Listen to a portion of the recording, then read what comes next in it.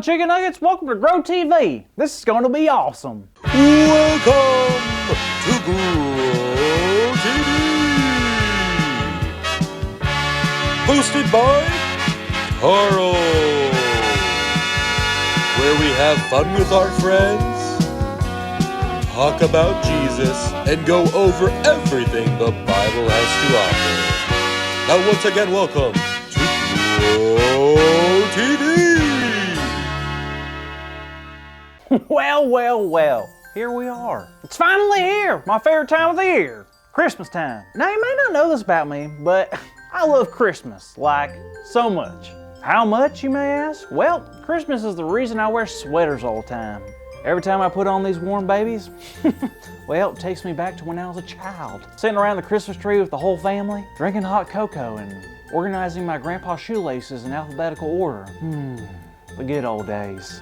But each Christmas is better than the last. And this year, well, it's no exception. And I can't wait to celebrate. Well, I've already started celebrating if you haven't noticed. I bought a new hat and I got my favorite sweater. I also decorated my whole studio just to feel festive. I don't know, there's just something special about this year. Something in the air. Smells like warmth and cheese. Oh wait, my taco's in the microwave. One sec.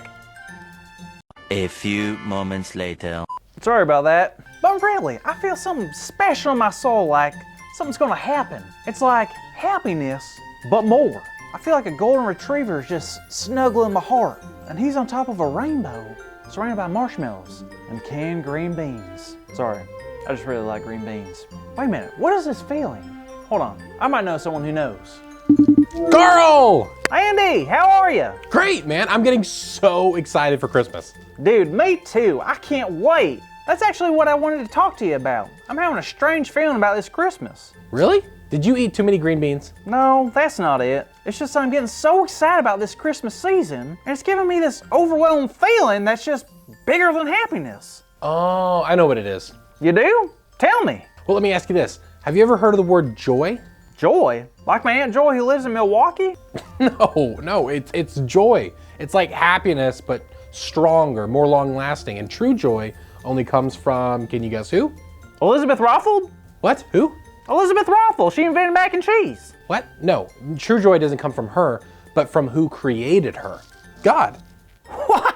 I had no idea that true joy is given to us by God. That is awesome. It is. I mean, when I think about joy, I always think about that famous Christmas song, Joy to the World. It almost sums up the whole Christmas story. Almost. What does it leave out? Well, I don't know about you, but when I hear a story, I like to hear every detail in that story. Ooh, me too. Great, that is why I love telling the story of two amazing people, Zechariah and Elizabeth, and them receiving some really good news. Oh wow, I don't think I've heard this one yet. Can't wait. So long before Jesus was born and before we started celebrating Christmas, there was this couple, Zechariah and Elizabeth. Now both of them loved God very, very much. They listened and obeyed God their whole life, and one of their many hopes was to have a child together. Oh, that's great. So, did they ever have a kid? They didn't, unfortunately. Elizabeth was actually unable to have children.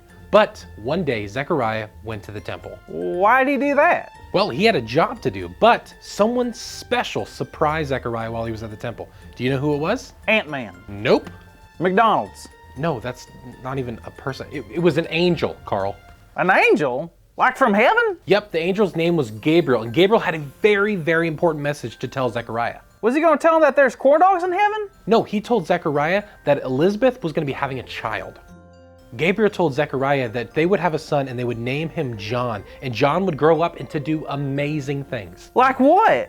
John would help people see what God was going to do next. He would help people turn back to God, and he would even have the Holy Spirit in him before he was even born. John had this incredible mission to prepare people for God's big plan and for the person that would make that plan possible.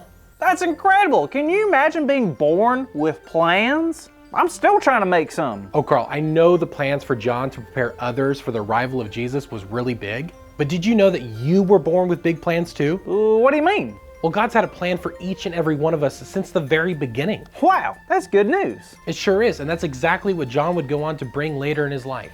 John would grow up and spread the good news of God's love to everyone around where he lived. And this is important. He would tell everyone about who was going to be coming after him that was going to spread the good news all over the world. Are you talking about Jesus? I sure am, and that's actually our big idea for today. What?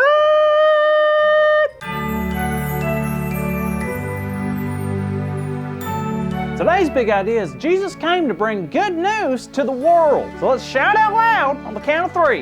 And be loud, okay? 1, 2, 3. Jesus came to bring good news to the world! Woohoo! Yes! Good job, everyone. So Karl, Yes, Andy? are you ready to share the joy of this Christmas season to all of those around the world? I sure am. I'm thinking, if John was talking about good news and Jesus brought good news, maybe I can stir up some good news around here too. Like maybe I can invite my friends from all over the world to stop by for a snack. And we can talk about all of it, about how Jesus came to bring good news to the world. I think that's a great idea. Wait, where are you from, Andy? I'm actually from Montana. Wait a second, I thought only moose live in Montana. No, it's full of people. Well, agree to disagree, I guess. But you're sure you're not a moose, right? Yeah, I'm sure.